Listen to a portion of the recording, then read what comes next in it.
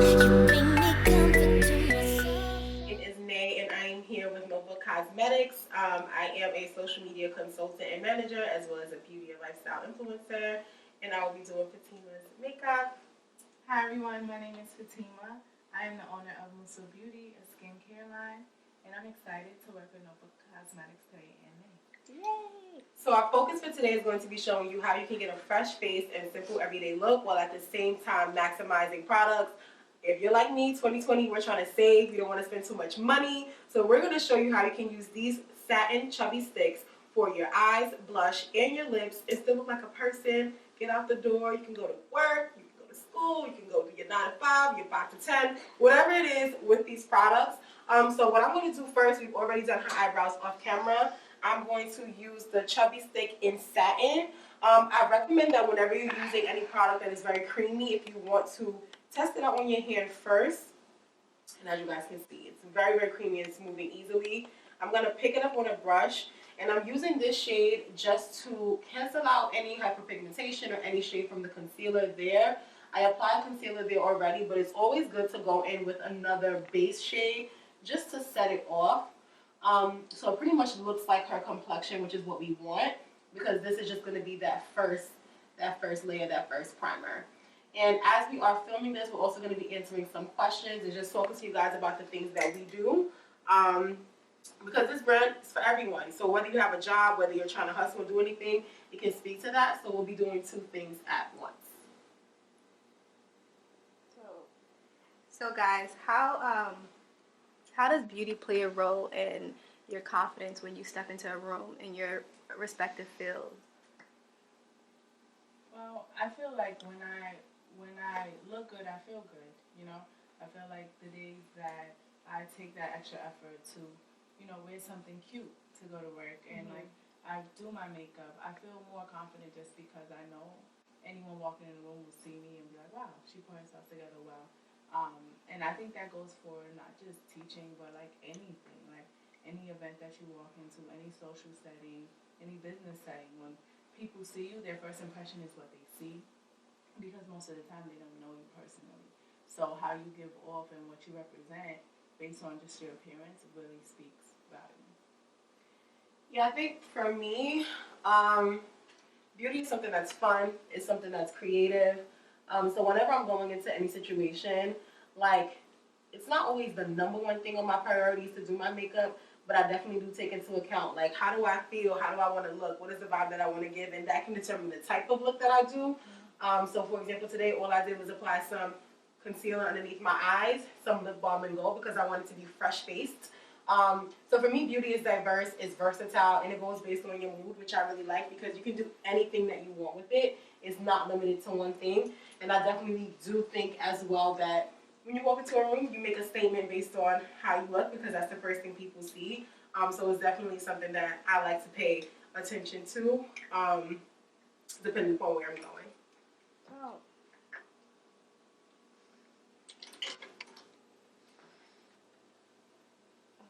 So what are some of the challenges that you guys face as like entrepreneurs? I know Nate, you're doing your work full time now, but there was a time where you were also doing a 9 to 5.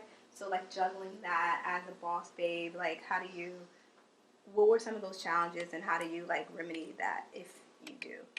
Yeah, I feel like I still have a 9 to 5, because for me, what I'm doing as far as consulting, like, some of it is work that I do at home, but then some of it is also work that I do in the office. So I feel like right now, I'm still balancing both when it comes to being a social media manager for different brands, going into their office, having meetings, and then also figuring out for myself with my own page and my own brand, like, what do I want to do, and how do I want to market myself, and how do I want to build off of that. So I feel like it's hard. The biggest thing I can say is having a planner. I balance everything by writing it all down. And what I've done recently, particularly in 2020, is I use Google Calendar, whereas I didn't before. So I'll plan out what I want to do and all of the things that I have to do based on my clients' goals, but then also my goals. I put it in my calendar, and I just live by my calendar now. So if it's not in my calendar, I'm not doing it. I'm not going. I don't know what it's about. It doesn't exist. And if it is in my calendar, I've set reminders for myself just so that I can also remember. So the biggest thing I can say for anyone that's trying to be a boss babe is just time management, being true to yourself, and then being able to say no. I think one of the hardest things when you have a business and when you work a 9 to 5 is that you want to say yes to everything, because one thing is going to get you paid, which is your bills, and you have to do it. And the other thing is your passion. So how do you determine when you say yes and when you say no? And I think having a calendar really, really helps with that, because it puts into perspective everything that you have to do. So I literally write everything in my calendar, from laundry to grocery shopping to cooking to spending time with friends. Everything is written down so that I can be realistic with myself and with my clients and the people around me about what I can and cannot do. I agree. I think for me, it's a planner too. Like, I have 2 planners. I have one for work, which I only put like things that involve my teaching career. And then I have like my personal planner, which I put like more of my own entrepreneurial stuff in it, and just my personal life stuff. And I think for me, this year, I'm just more intentional about my planner. Like, in the years past, I've always had planners, but I could go weeks without writing anything in it. So you mentioned like wellness days for yourself, or taking a moment, to get yourself together. Do you have any of those days or moments? Or, like, I know it's a struggle to find it, but what do you do when you're like, I need a break, I need to be a human, I need to refresh? To be honest, whenever I feel like I need to be human, I just be human. Like, that's just how I am as a person. I can't be my best self if I don't feel like my best self. And that's not always a good thing, because it's like, some days you may have a bad week. That means you're having a unproductive week.